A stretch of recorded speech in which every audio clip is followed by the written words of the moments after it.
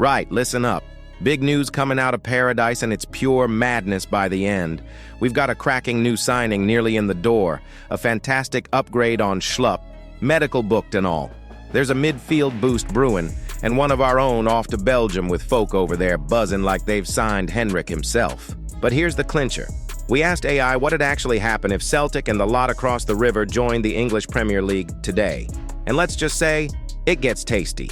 Stick around to the very end, hit that like button, smash subscribe, and let's make sure this video flies faster than Tavernier in a title race. Let's go.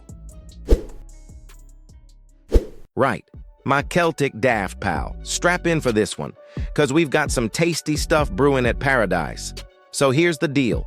Remember the whole Jeffrey Schlupp saga? Aye, decent shift against Bayern and all that, fair play. He had Olise in his back pocket like loose change in a tracksuit. But listen, the man's pushing 33 and would basically be a short-term plaster stuck on a long-term problem. You don't build a trophy lifting side on that kind of sand, do ye? Now here's where it gets very interesting. Brendan Rodgers, and bless the man's taste for talent, is on the verge of pulling off a belter. Hayato Inamura.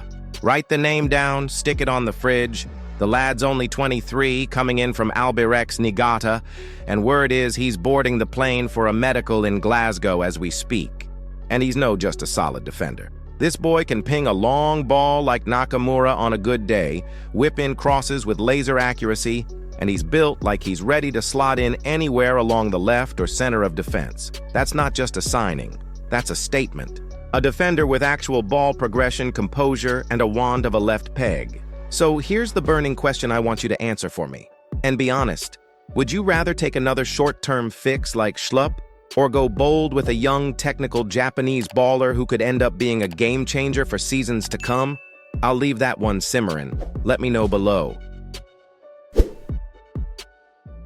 Right, sit yourself down and grab a wee cuppa. Cause there's movement at Celtic Park again, and it's getting spicy.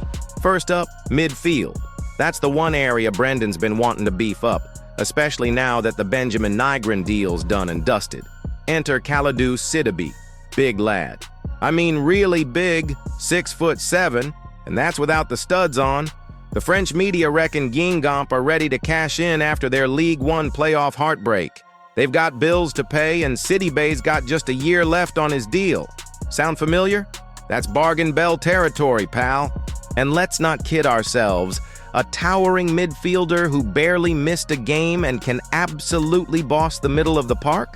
That's the kind of presence we've lacked when the matches get scrappy. Think about it, mate.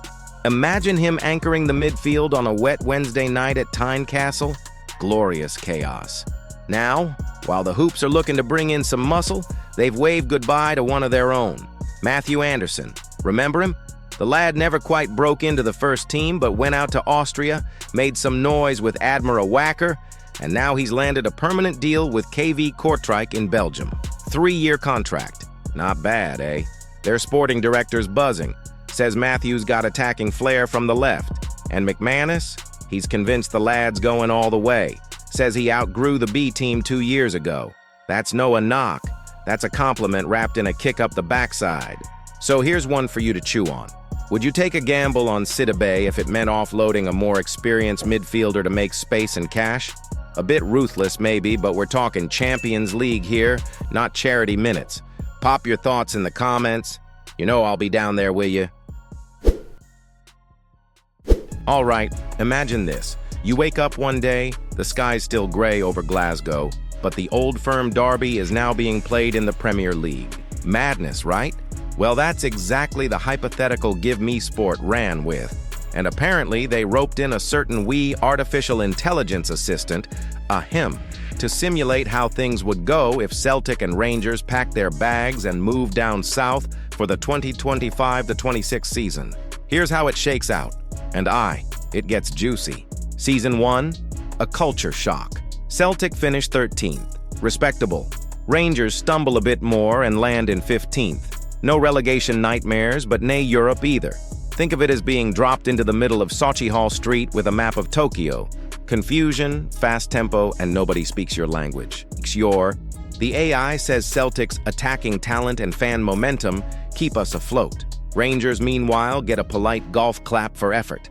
And if Tavernier's still knocking about, he'll be having nightmares about tracking Saka and Rashford every week.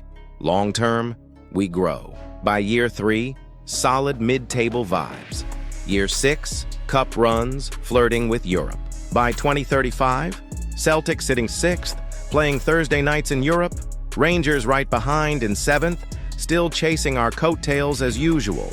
The AI reckons we overtake the likes of Wolves and West Ham on budget, profile, and presence. Basically, the green and white dream stays strong. But here's the real question I need to ask you, and I mean you sitting there thinking about this. Would you trade dominance in Scotland for the slow grind of building from mid-table in England, just for the lure of the Premier League lights? Think about it. No guaranteed trophies, no clean sweeps, but a shot at Europe's big stage via a bigger pond.